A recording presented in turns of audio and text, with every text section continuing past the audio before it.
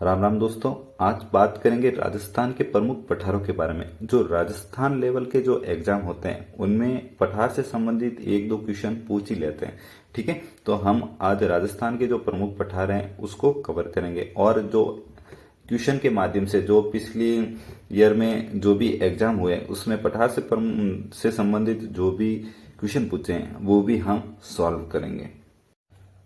तो सबसे पहले हम देखेंगे कि राजस्थान के ऐसे कौन से पठार हैं जो दो या अधिक जिलों में विस्तृत हैं।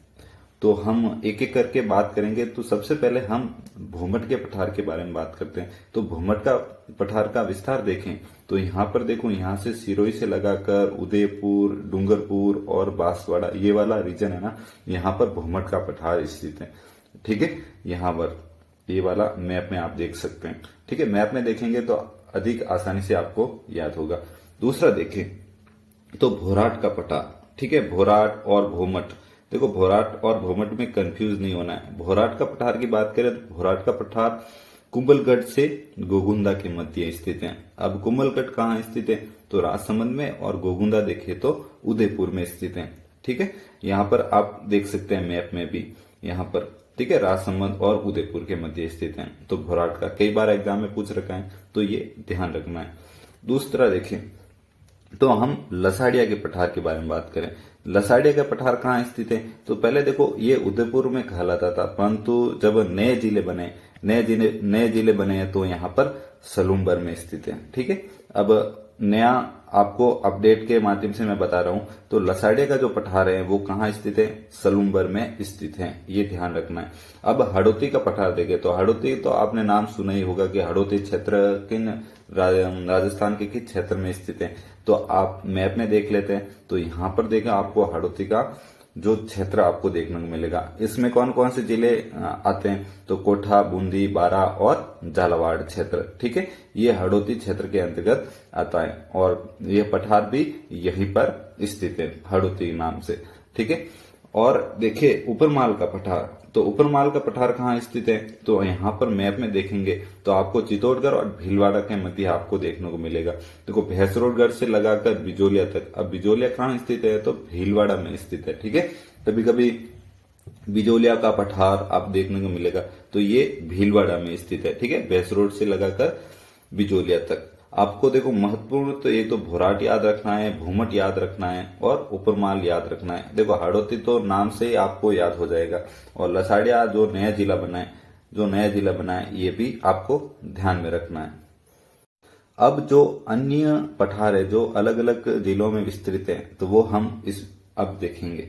तो सबसे पहले देखिए हम सिरोही से बात करें तो सिरोही में आपको उड़िया का पठार और आबू का पठार देखने को मिलेगा। ये दोनों कहाँ स्थित है तो सिरोही में स्थित है उड़िया का पठार। अब उड़िया का पठार की विशेषता की बात करें तो उड़िया का पठार राजस्थान का सबसे ऊंचा पठार है। ठीक है, लगभग 1360 मीटर। ठीक है, ये ध्यान में रखना है। राजस्थान का पूछ लेंगे कि राजस्थान का सबसे ऊंचा पठार कौन सा है तो उड़िया का पठार है। कहाँ पर स्थित है तो सिरोही में स्थित है। देखो उपरमाल का पठार नहीं है, ये उड़िया का पठार है, ये भी आपको ध्यान में रखना है। अब देखें दूसरा तो चित्तौड़गढ़ में भी दो पठार स्थित है, एक है मेसा का पठार और दूसरा मानदेसरा का पठार। ठीक है, अब मेसा के पठार की बात करें तो यहाँ पर जो चित्तौड़ दुर्ग है, चित्तौड़ जो दुर्ग बना हुआ है, ठीक है, वो किस पठार पर स्थित है तो मेसा के पठार पर स्थित है। ठीक है, ये भी एग्जाम में पूछ रखा है। ठीक है, तो चित्तौड़ में कितने हैं, मेषा का पठार और मानदेसरा का पठार है। ठीक है, उपरमाल का पठार हम भीलवाड़ा और चित्तौड़ के मध्य स्थित है तो ये दो जिलों में है, परंतु जो मेषा का पठार है, मानदेसरा का पठार है, ये चित्तौड़ में स्थित है। अब देखिए अलवर की बात। देखो अलवर में भी दो पठार स्थित है।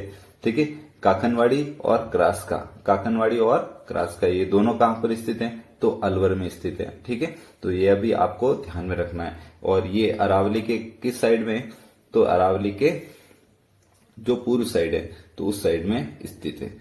ठीक है, अब हम क्वेश्चन में देखें कि राजस्थान के जो पठार से संबंधित क्वेश्चन पूछे हैं तो किस प्रकार के क्वेश्चन पूछ रखे वो भी हम इसमें देखेंगे। तो सबसे पहले देखिए कि प्रश्न में पूछा गया है कि राजस्थान के पठारों को पश्चिम से पूर्व की ओर आपको व्यवस्थित करना है, पश्चिम से पूर्व की ओर। तो हम राजस्थान का एक मैप बना लेते हैं छोटा सा।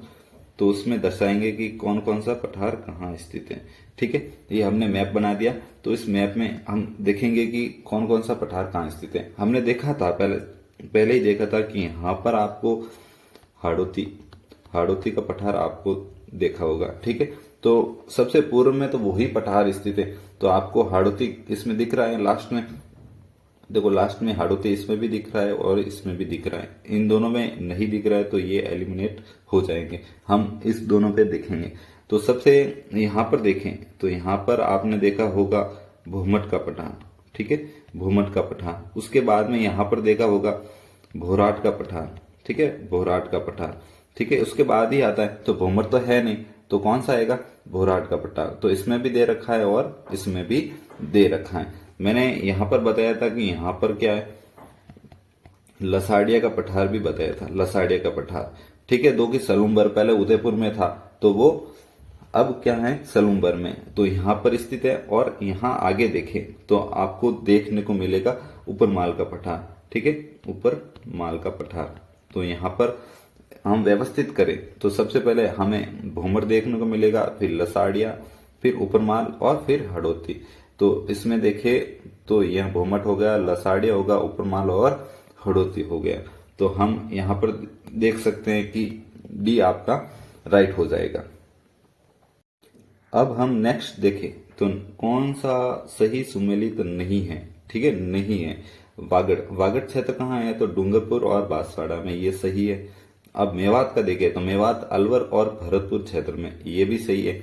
और भूमट तो भूमट प्रतापगढ़ और सिरोही, तो यह सही नहीं है। तो मैंने भूमट का बताया था कि जो राजस्थान के ये वाला क्षेत्र है, ठीक है, निचले सिरोही, फिर देखे तो उदयपुर, डूंगरपुर और बांसवाड़ा, इन क्षेत्रों में विस्तृत है। तो भूमट यहाँ नहीं हो सकता, इसमें सुमेलित नहीं करना, तो ये सही होगा। और हाड़ौती के देखे तो कोठा, बूंदी, बारा जो झालावाड़ क्षेत्र है, तो वहां पर ये भी सही है। मतलब यहाँ पर सुमेलित नहीं करना था, तो सी इसका राइट आंसर होगा।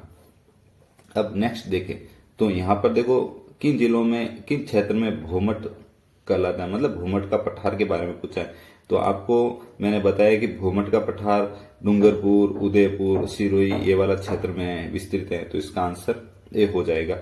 अब हम नेक्स्ट देखें तो सही उत्तर का कूट से दीजिए, मतलब उसका उत्तर देना है। तो भोराट का पठार कुंभलगढ़ राजसमंद में के मध्य स्थित है। तो हमने बताया था कि ये सही है, क्योंकि ये कुंभलगढ़ और राजसमंद के मध्य स्थित है। ठीक है, और उत्थात स्थलाकृति चंबल बेसिन से मिलती है, तो यह भी सही है। रघुनाथगढ़ उत्तरी अरावली का सर्वोच्च शिखर है, तो ये भी सही है। तो इसका आंसर हो जाएगा बी। ठीक है, नेक्स्ट देखें तो फिर हमने निम्नलिखित में कौन सा पठार अरावली पर्वत से संबंध नहीं है। देखो, लसाड़िया की बात करें तो ये भी अरावली से संबंधित है।